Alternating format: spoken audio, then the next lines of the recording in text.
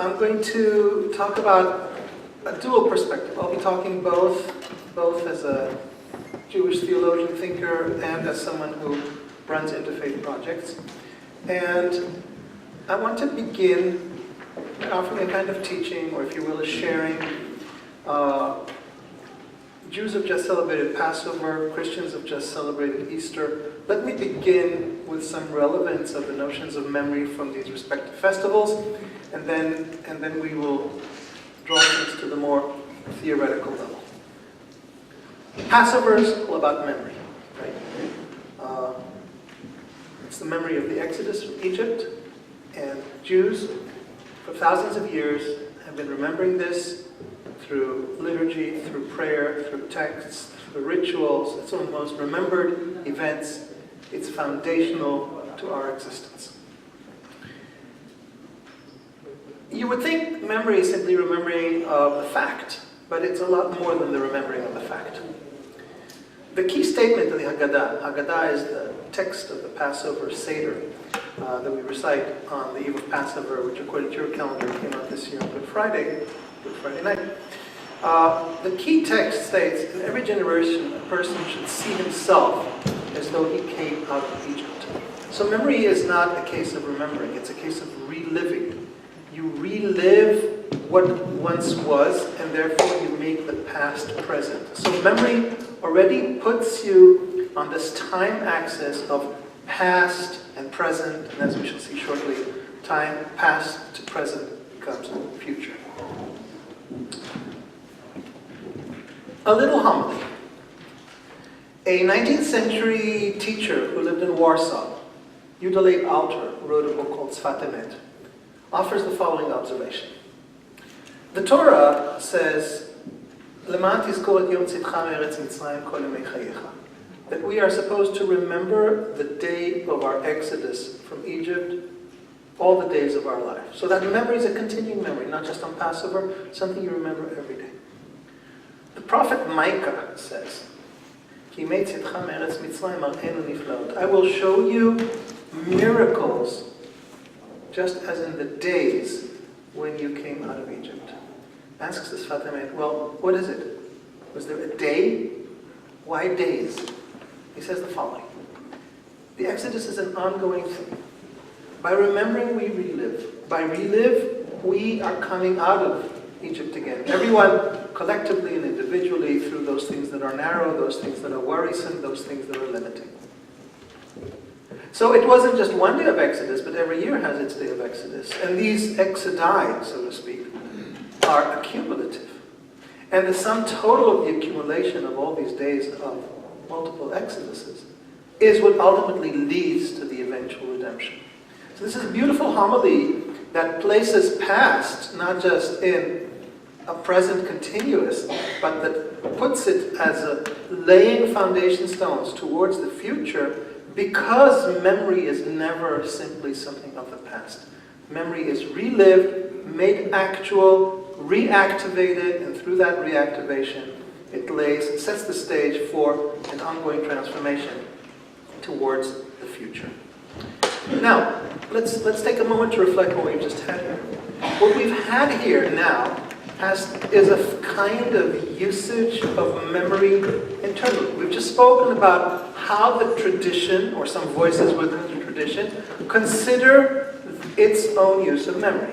Memory is there as a, well, you're all Christian theologians, I can say soteriological force, right? A power of redemption that then is activated and actualized and comes forth in our lives. Well, that's a very specific use of memory. It's constructive, it's transformative, it's spiritual, it lends meaning to our lives. There's a choice in applying memory that way. Memory could have been applied in other ways as well. In theory, we could have developed Egyptophobia. Right? We could have, in theory, created hatred for the Egyptians as part of our memory. Let's keep alive the memory of what they've done to us and always hate them and always seek to revenge them. The choice is to use the memory constructively, which then leads to a very significant point. The use of memory is never neutral. It's chosen, instructed, it's goal-oriented, and it's set forth in relationship to other aspects of the tradition, ideally the higher vision of the tradition, the spiritual vision of the tradition, that then also shapes how its historical memory is used and applied. Hating the Egyptians? Surprise. The Torah says, do not hate the Egyptian because you were a ger, a sojourner, a guest, an immigrant in their country. What do you mean I was an immigrant in their country? I was subjugated, I was a slave for hundreds of years. No. The Torah chooses to remember Egypt as a place that extended hospitality to us and forbids us to hate the Egyptian rather than cultivating the vengeful and revengeful memory of Egyptians as people who enslaved us. Just think of the combination of spiritual vision, compassion vision, divine vision, because this is the teaching that we have in the Torah from God, coming together with the shaping of concrete memory in a very selective way. So the point I'm making now is that memory is activated, relived, but also used in very specific and selective ways. In other words, memory is something we control. Some memory is something that we shape. In the book, we refer to this notion as memory being malleable. Malleable means we can craft it, we can shape it, we can give it direction. Memory is never fixed. You could say in one hand that it's a social given. In another way, you could say it's not just a social given, it's a divine given. So there's a higher aspect to memory that shapes, crafts our use of memory, and that therefore lends it its meaning. The malleability of memory is one of the keys to what I'll be talking about momentarily, which is the question of how to get past negative memories and how to find a positive way of turning memories around.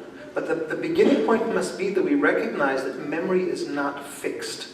We choose to give it meaning. It is not fixed in and of itself.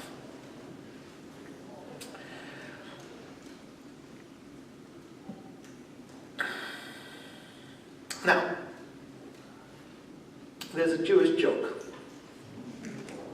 It goes like this.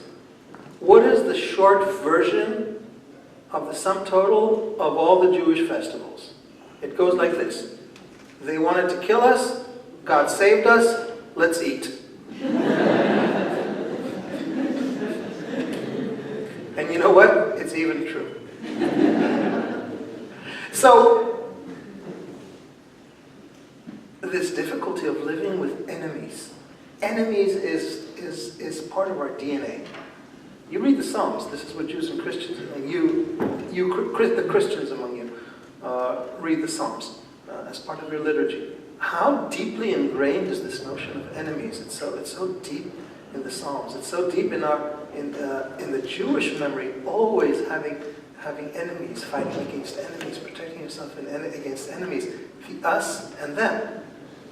That track of thought has the potential to always create hatred, negativity, xenophobia.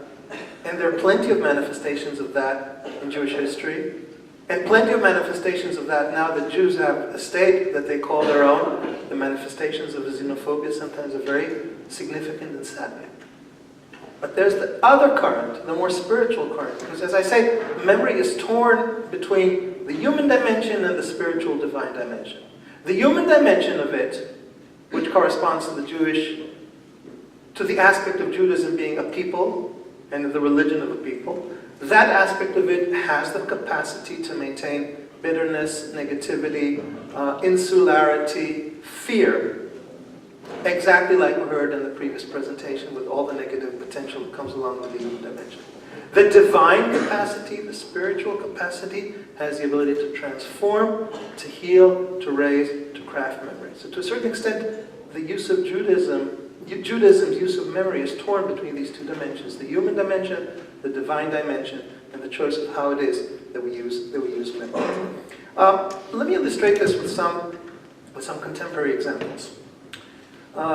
Germany. Probably there's been no nation in the history, we have the Egyptians trying to kill the firstborn, but what the Jews have experienced in the hands of the German people is in all likelihood unprecedented. 70 years later, 75 years later, Berlin is the new capital of Israelis abroad. How did that happen? What happened to the normalization of relations between Israelis and Germans that there's so much Jewish presence nowadays in Berlin and other parts of Germany? Well, did Jews ever forgive Germany? There's never been a moment of formal forgiveness. There's been a moment of recognition of responsibility. There's been Wiedergutmachung. There's been attempts of the Germans to re-educate. But those have laid the foundation for an acceptance, not necessarily a forgiveness. I wouldn't use either the term forgiveness or reconciliation. In parentheses, these terms are very loaded in terms of their Christian baggage, which doesn't find the same weight in Jewish thought. I close the parentheses, that's a lecture in and of itself. But even without those I mentioned, there's been a kind of normalization. And that normalization I would attribute to a kind of sensibility, inbuilt wisdom of balancing past and present.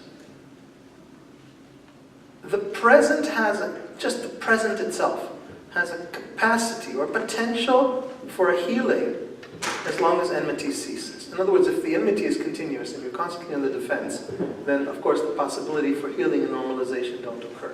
But when something is even as radical as what transpired during the Third Reich, and then there are acts of repair that are consciously undertaken, with the passage of time, for a while, many Israelis wouldn't buy German-made products. It's rare to find someone of my generation or my children's generation nowadays who will refuse a Miele washing machine or a Volkswagen car. It was that way when I grew up. I guess I've grown up because it's no longer that way. Nowadays there's a kind of normalcy, and I don't think it's because people don't care, because the memory of the Holocaust is very much kept alive. I think what it is there's a kind of inbuilt wisdom of the knowledge of balancing past and present for the sake of moving on. You see, we need to move on from negativity for multiple reasons. One reason we need to do so is because of its violent potential.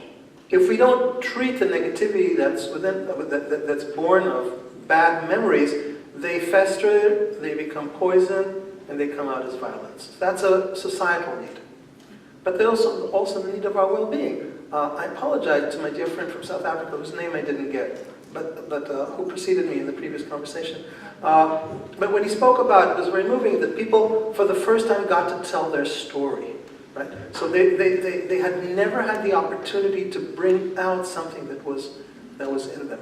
So they need it because it's part of their healing. One of the reasons of getting past the negativity of memory is not for the sake of the other, it's part of your own coming to terms with yourself so you're not walking around forever wounded.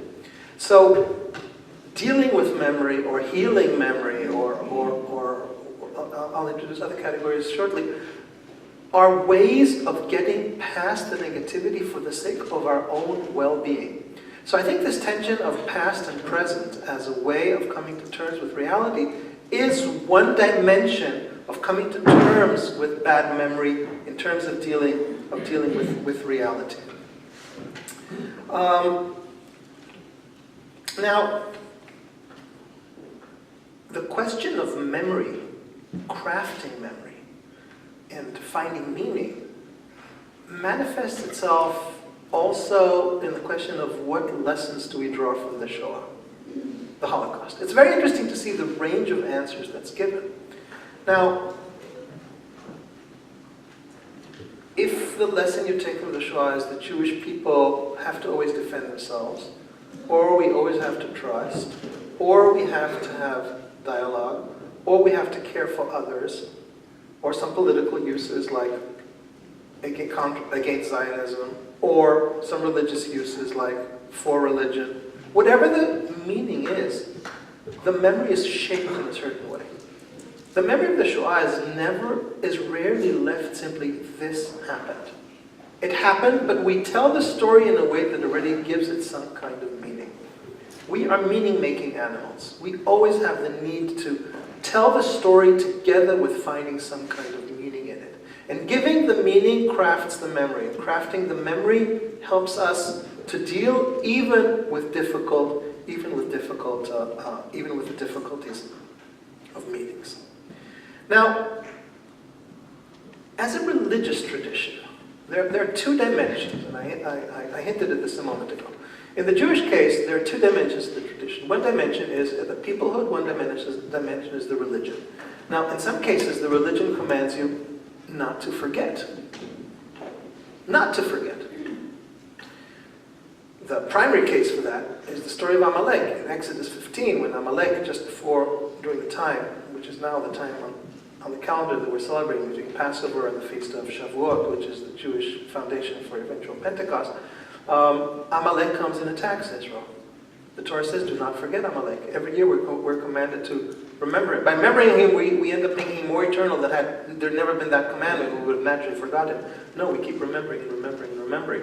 What are we remembering? Interesting question. The people, the principle of evil, the evil in us, different levels of understanding. What does it mean to remember if then you end up having that difficulty? So here the tradition itself has various mechanisms to balance the potential negativity. I've just alluded to some of them. One of them is interiorization. You're remembering something that's within yourself, so you have to uproot a negative quality in yourself. Another quality is there's a tradition that the offspring of Amalek, great-grandchildren of Haman, who the villain in the story of Esther, they learned Torah in a Torah center around the first centuries of the Common Era. So suddenly there's this offsetting, there's a counter story in the tradition. There's the negative story and suddenly there's a positive story. So there's counter stories or counter voices you bring from the tradition, alternative voices. Or you lift up spiritual principles, and those spiritual principles function as antidotes to the negativity that the commandment to remember generates. Rav Kook, a great mystic of the first half of the 20th century, talks about the all-encompassing love, and that love is so great that it has the capacity to even envelop all evil. And he speaks explicitly about the fact that even Amalek ultimately has to be loved, because nothing can be excluded from the love of God. Something I've thought about very often. In other words, how can we apply this to the perpetrators of the Shoah? Is it possible to ask people to love them? Maybe in 200 years it will be possible, or maybe if someone is elevated enough to rise to the level of Hakuk, it could be possible one day to ask, to extend love even that far. So we're caught between our human reaction, our divine reaction. We're caught between multiple voices of the tradition. We're caught between different principles. And we are only caught that way because tradition is never univocal. Tradition always has multiple voices to it. And therefore, we have to find the voices within tradition, the complementary principles within the tradition, and the key complement within the traditions that give us a different perspective is this tension that I already referred to between our human, in the case of Judaism, the national response, what they did to us, and the spiritual vision, the vision that comes from God. So memory is a balancing act because fundamentally memory is not only the memory of the bad things. Memory is foundational also to our ability to remember what is good, to remember God, to remember His will, to remember His name, to remember His love. Memory is what we rely on to connect to some of the highest things. So when we talk about memory, this conference or this study day is based on memory and its negativity and the need to get past the negativity. Part of the solution to dealing with the negativity of memory is reclaiming the positivity of memory. Because memory has the capacity to draw from the highest by evoking the highest, by remembering the highest, be it God's love or being other dimensions of tradition. There is an internal corrective within the tradition, all traditions, now I'm speaking for Judaism, that allows us to balance the negativity of the tradition by bringing to it another voice, a higher voice, a transformative voice. So, ultimately, you could say that along with the wisdom of remembering, there's also the wisdom of forgetting. Now, you don't formally forget, but there's a kind of de facto forgetting. Sometimes it could be through forgiving, sometimes it could be just through letting go, sometimes through the balancing of past and present, sometimes through the balancing of higher and lower. It's never one mechanism, but there are multiple mechanisms that aid us in getting past the negativity of memory and finding, through memory itself, through the recasting of memory, and through memory reaching to the highest aspects of our tradition, that particular higher potential. So, what I've just shared with you is one specific instance of looking at memory from the perspective of one religious tradition, and that's my own, and that's Judaism. Quite a number of the ideas that I've just shared with you appear in the piece by Meir Sender, in the book that was shown here, Memory and Hope. I've crafted them in my own way, and I've given them my own time, contextual context. But the ideas are there. And let me share with you then something about this particular project.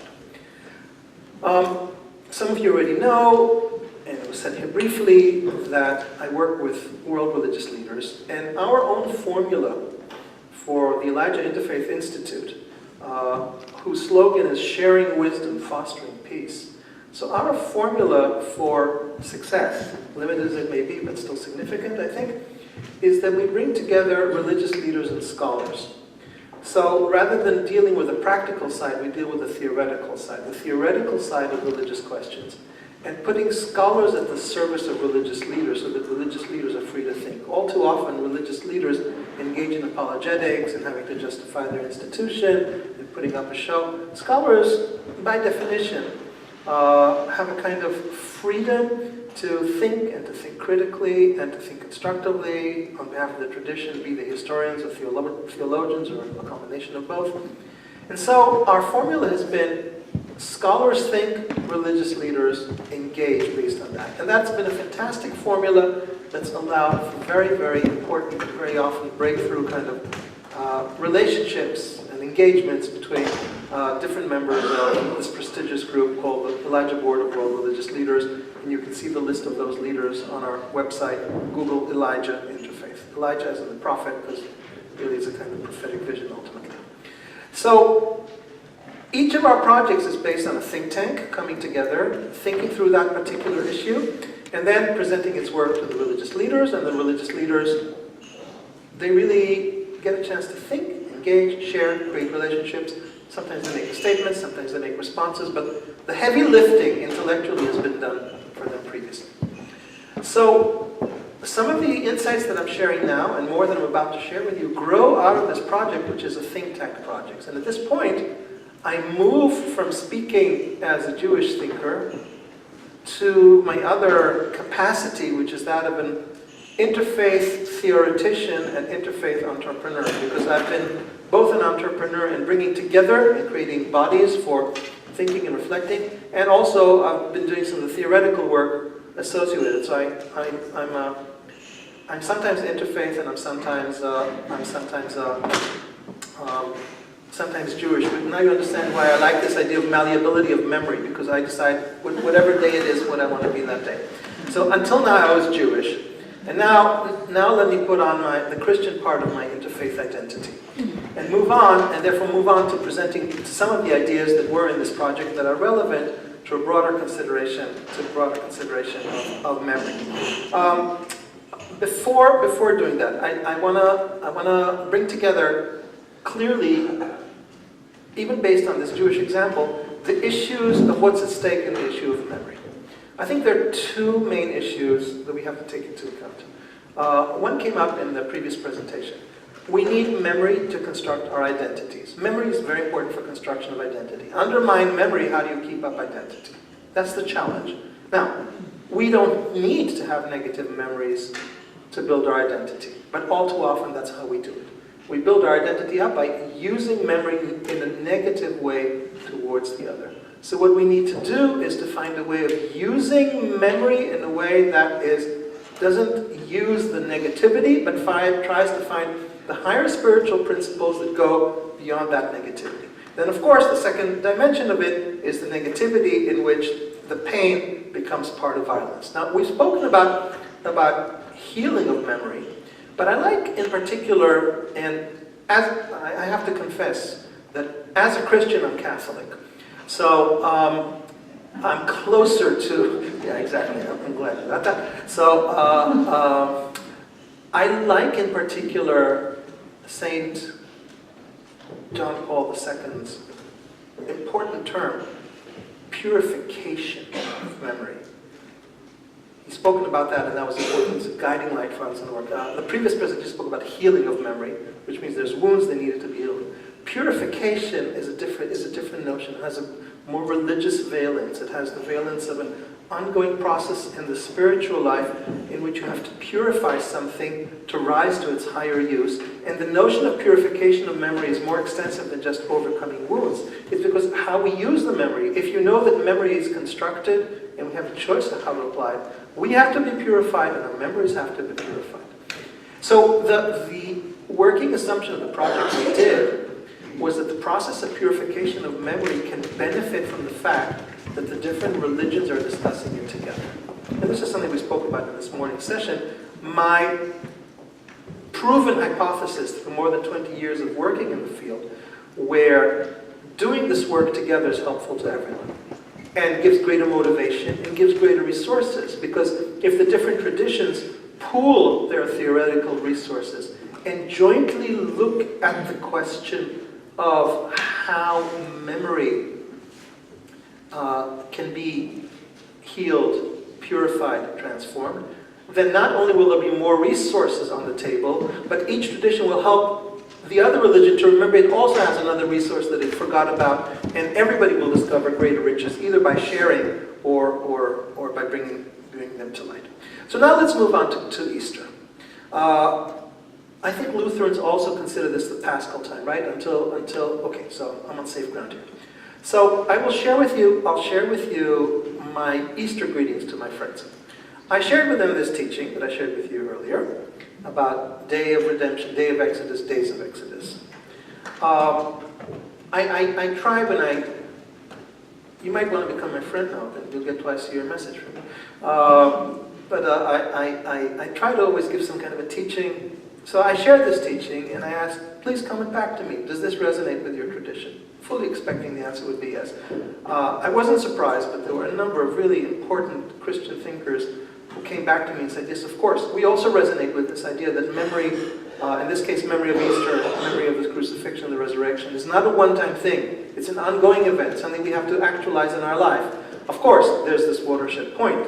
The point of memory is not the moment of Egypt, but the content that Christians have found in this particular time of Passover. But given that, the structure repeats itself, right? And this, of course, it's true for that. It's true for the meaning of the Mass, at least for us Catholics, etc.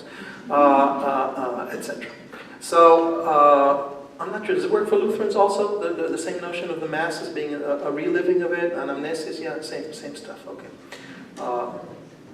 So, I got back the answer, yes, it's the same principle. So the memory of Easter, once again.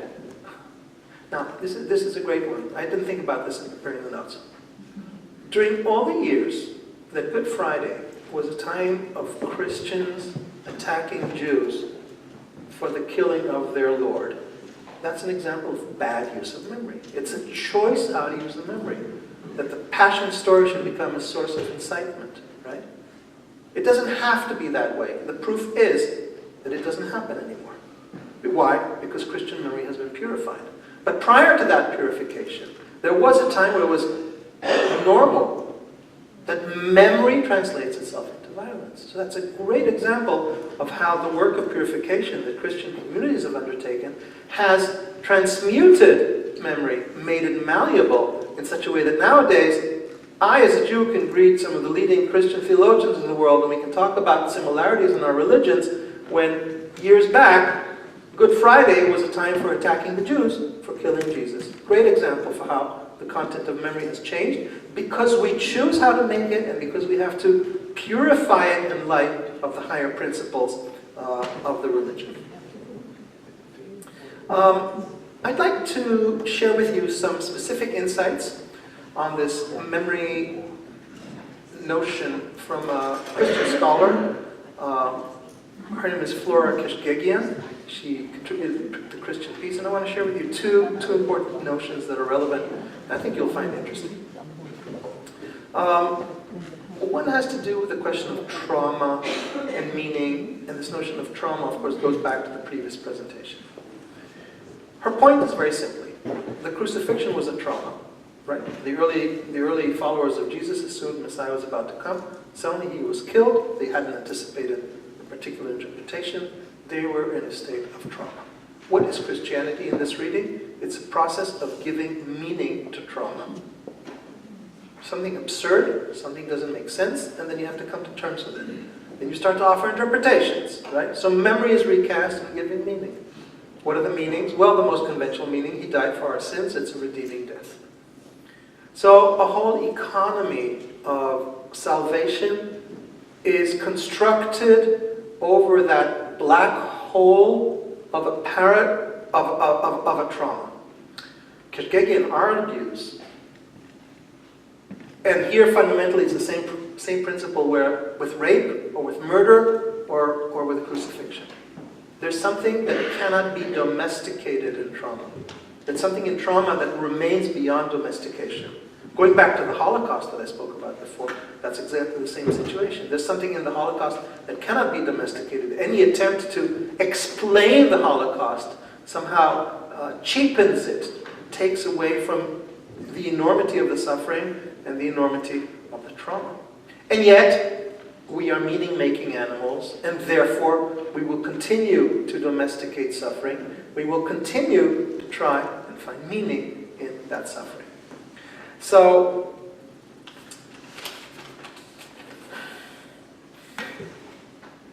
what do you do? So based on the work of, I think Hans-Joachim Metz, I think there are two Metzes, she moves for a different direction. It's not Jesus who dies for us, it's not Jesus who suffers for us, it's Jesus who suffers with us. So she revises her Christology in order to get away from the attempt that we control the meaning, this domestication. She suggests we need new rituals. Until now, the rituals have been rituals of forgiveness. And the rituals of forgiveness, she says, is we were forgiven for our sins by Him, and therefore we force victims to apologize.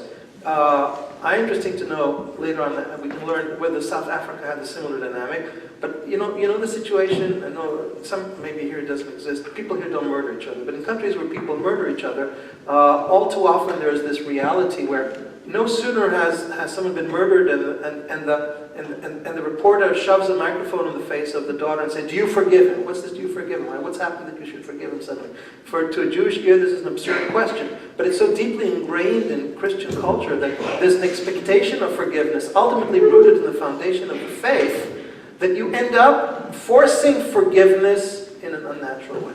And she says, no, we need to imagine different kinds of rituals, not rituals of forgiveness, rituals of lament, crying, suffering, sharing the suffering with God, a whole other approach than one of forgiveness.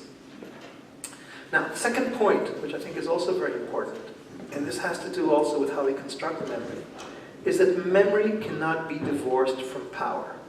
Who does the remembering? Who's in charge of the memory? Always the victor, right? So the victor gets to tell the story. What about the victim? The victim has his or her own memory, and those memories are often pushed to the side. Now, Christianity is a religion that did a lot of global conquering, right? Which means that in the process, a lot of people lost their voice. So you've got to bring that voice back if you want to remember, because you have to remember, once Christianity moves from the mystery of accounting for a trauma to empire, with that shift in power comes a whole other approach to memory. And if you want to purify memory, you have to purify memory from its associations with power. So part of part of the relationship of memory and its purification is decoupling memory and power. And I think that insight is an important insight, not just in a Christian context, but in any other context. Now, one really interesting illustration for how this works. So in Guadalupe in Mexico, there's a statue, and the statue has two inscriptions on it, Spanish and in English. The Spanish inscription says, Conquistadora, the conqueror. Okay, so the Virgin Mary is the conqueror. The English inscription is Virgin of Peace. Now, it's the same Virgin. It's the same Virgin. You choose how to remember her. Is it a sign of power? Is it a sign of peace? So the super inscription of tradition, which brings us back to what I said earlier, the existence of multiple voices within the tradition, and our ability to draw on these multiple voices, to prefer some over the others, to contrast them, to interrogate them, and therefore to put our memories to the test, to the question of what ultimately it is that we want to remember. So Kishkegin argues that the common denominator of the two emphases, the emphasis on power and the emphasis on trauma, is a humble Christianity. A humble approach to Christian memories. And it's through humility that Christianity has to re-own something fundamental in its nature. So that purification of identity, purification of memory, is also a return to something fundamental in the true spiritual calling of the tradition. Now, this issue of what to remember, how to remember correctly, takes me to a further contribution in our project. A project made by a Muslim scholar from Pakistan, Muhammad Suhail Umar. Suhail is a member of a Sufi tariqah, one of Pakistan's most eminent scholars. And he reports on a fascinating process that no one in Israel, and I imagine no one in Sweden, and in all likelihood no one in this room knows about. So the process is as follows. For quite some time, in the Indian subcontinent, there was a teaching concerning the fact that the Temple Mount, which had previously been a Jewish holy site, had been given over to the Muslims. So the Jews, through their transgressions, had lost it and had been given to the Muslims and become part of the Muslims by right. There was a debate in the Indian subcontinent, and in this essay, the sources are cited, and on our channel on YouTube, there's a lecture in which Suhail made a lecture for a conference we gave, so you can watch the oral version of this on YouTube, in which he tells the story of how there has been a quest for truthful memory. And here I flag a new concept that hasn't come up, which is an important dimension of healing and purifying memory, truthful memory. How do you reclaim truthful memory? Why would memory become untruthful? Because religions are not only spiritual entities, they're social entities, they're human entities, they're political entities, and therefore they start to tell the story in a way that suits their power interests. The quest for truthful memory is an attempt to get back to what really happened in the tradition and to recover voices that may have got lost. Suhail tells us that as a consequence of a certain quest for such truthful memory, textbooks were revised, teachings were changed, and a new understanding came forth that revealed that according to Muslim sources, the Temple Mount was never taken away from the Jews, but given to Muslims as temporary custodianship until such times that the Jews could get it. Totally different understanding. And from today's perspective, this is dynamite in terms of its political ramifications. Now, in Pakistan and India, the conversation is, was the Temple Mount given to Jews, given to Islam temporarily or permanently, and the recovery of a correct Islamic understanding that it's temporary? In Israel, nowadays, we're facing a whole other kind of discourse. The discourse is no longer, was it taken from us and given to them? The discourse is now one of total denial. The Temple Mount did not exist. The temple wasn't there. Where was the temple? Some say on Mars, some say on Jupiter, some say on Saturn. Nobody really knows, but whatever it is, it wasn't there. So there's no contested memory anymore. It simply wasn't there. Now, you have to understand. The Temple Mount, you touch it, the world, it explodes, the world explodes. What does it mean when this explosive spiritual center is dealt with through, this isn't conflicting memories now. Right now it's maybe conflicting narratives, but it's conflicting narratives in a way that, now I'm speaking as a Jew, are total erasure of memory. Jesus didn't walk the Temple Mount, he walked on Mars. He was an extraterrestrial? I don't know. Maybe. Jews and Christians, I think, have an obligation to stand for the correctness of memory. We can disagree, we can have a fight, we can have a political disagreement, but let's try and get truth as part. Truthful memory is something fundamental. So says Suhail Umar, if you want to move forward from negative memory, the quest for truth has to be fundamental. And as part of this decoupling of memory and power, we have this problem that the politicization of memory is such that it makes it nowadays very, very hard to retrieve historical truth. Part of the issue, of course, is that this is part of identity building. There's a conflict between two nations building their identity, the Palestinians increasingly building their own identity. And in the service of that, people tell stories that are plainly and simply untruthful. Does identity building have to be at the expense of the other? No. Does identity building require telling untruths? No. That's just the way it is. It's easier to say this from Pakistan than to say it from Palestine. But the fact is, this is part of the conflict that we're dealing with, the conflict of untruthful memory. I said earlier that Suhail Umar was a Sufi. I think that's very important. As you may know, a lot of Islam nowadays in the world is political Islam. A lot of Islam's crisis, and I speak of Islam's crisis with sympathy and with empathy because it's their crisis, so it's also my crisis. Not just because I'm an interfaith, but because I'm a citizen of this world. It's your crisis. If they're in crisis, we're all in crisis. Islam's crisis is that Islam has lost much of its spiritual dimension and become highly politicized. Sufism has been wiped away. Philosophy has a very low place. Islam, in large sections of it, has become social engineering, Sharia only, emphasizing a kind of construction of an ideal society, and in the process, railroading both its own history and tradition and those of other traditions. It takes a Sufi, who is also a scholar, to be able to come and articulate this theory. And the reason is, and he says so explicitly, because his understanding of memory is informed by the higher use of memory. Remembering God, remembering God's names, remembering God's mercy. If you remember God, you become like God. You have the capacity to contain, the capacity to forgive, the capacity to love. Your identity is not constructed just on the confrontation between yourself and the other, but on deeper foundations that allow you to make room for the other. And that then gives you greater emotional leeway to face the truth. If your identity is all dependent on your national, ethnic, political identity, you have no leeway to cope with the truth. It'll undermine whatever you were taught. If your identity is based on God, then you have the capacity.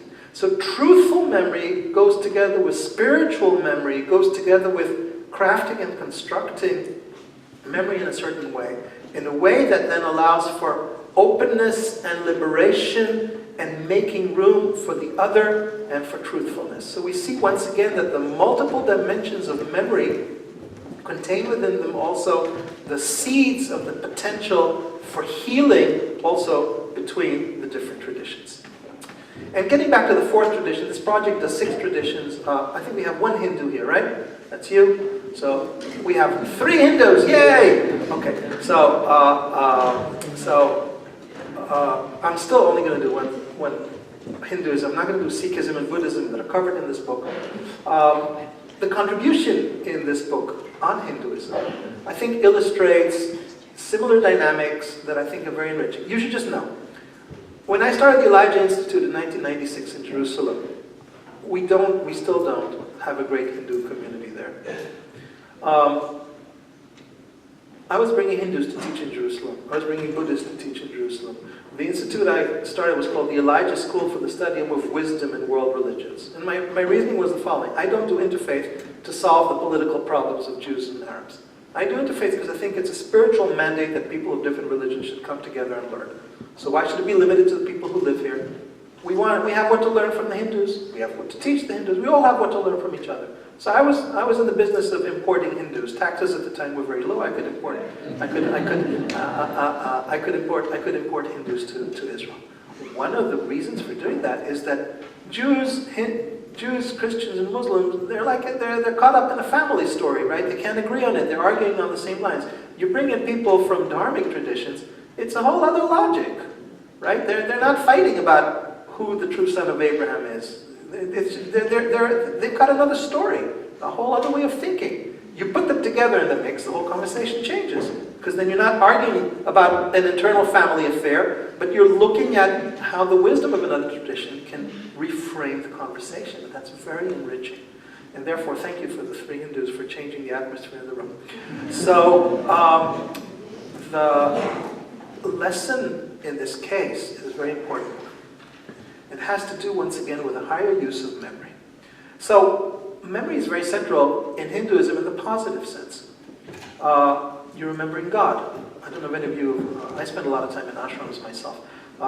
People all the time fingering God, so to speak, right? They're going through their malabis and they're reciting the name of God all the time. So, remembering God, very central. Remembering God's names, remembering the scripture. Memory is very strong because memory forms a channel to hold on to God. But on the other hand, memory, and now not in the collective sense, but the individual sense, is also where we form our attachments, likes, dislikes. So memory becomes the arena of transformation. The higher memory versus the lower memory. Breakthrough from our subjectivity that potentially becomes violent to a higher vision. The higher vision of reality, the reality of the true self. And once again, this dynamic of higher and lower memory is part of the purification. So, what is it in the Hindu vision that gives memory this healing power?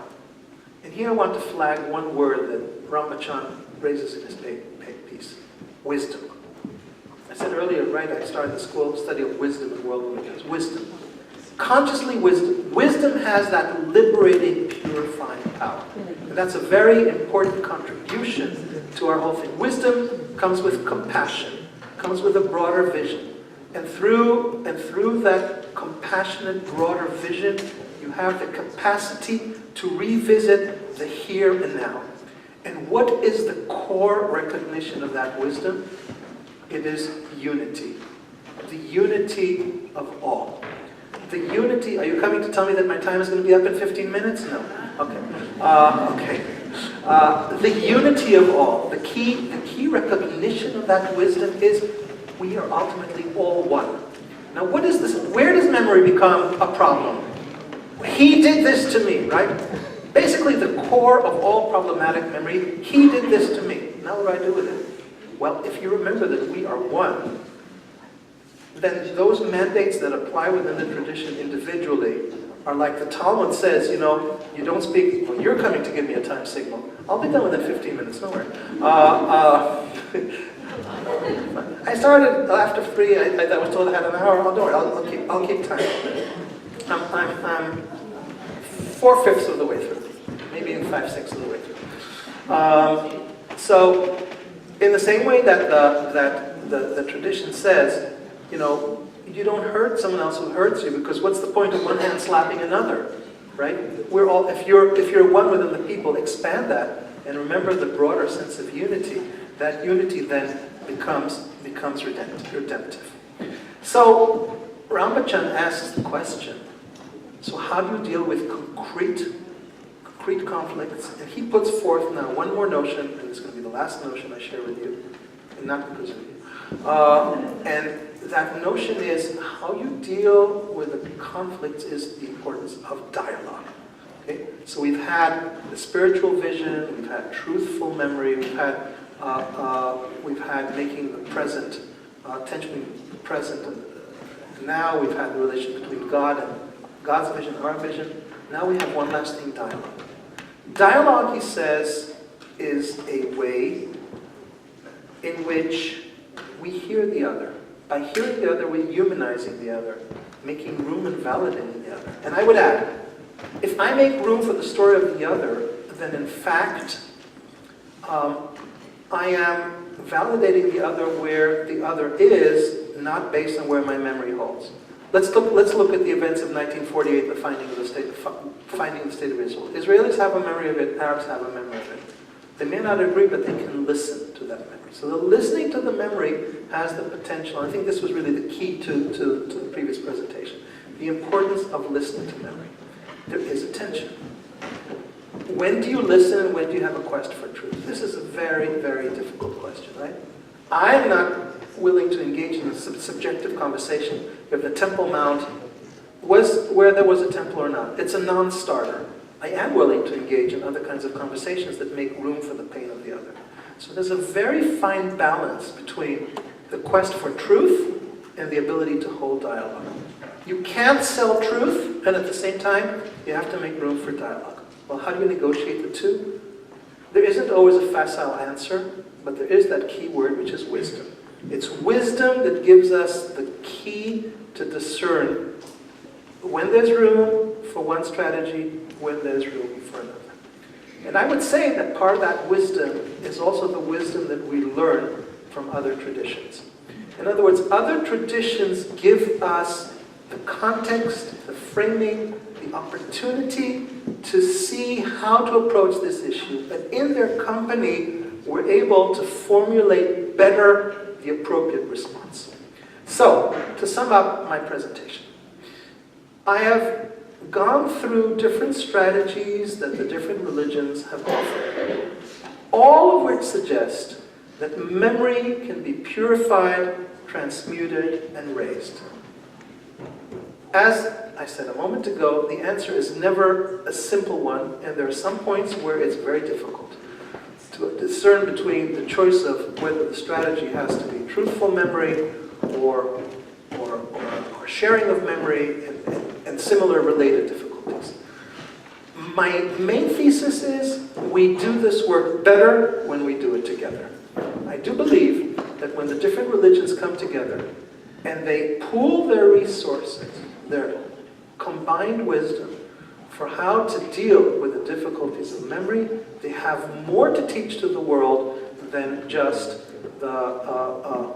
what one religion might do on its own. And therefore, the notion of sharing memories really is one further expression of the broader mandate of sharing wisdom, to which I've been given my life and from which I've seen wonderful fruit in allowing people of different religions not only to overcome their difficulties, but also to grow within their own traditions based on the encounter with the other. Thank you very much.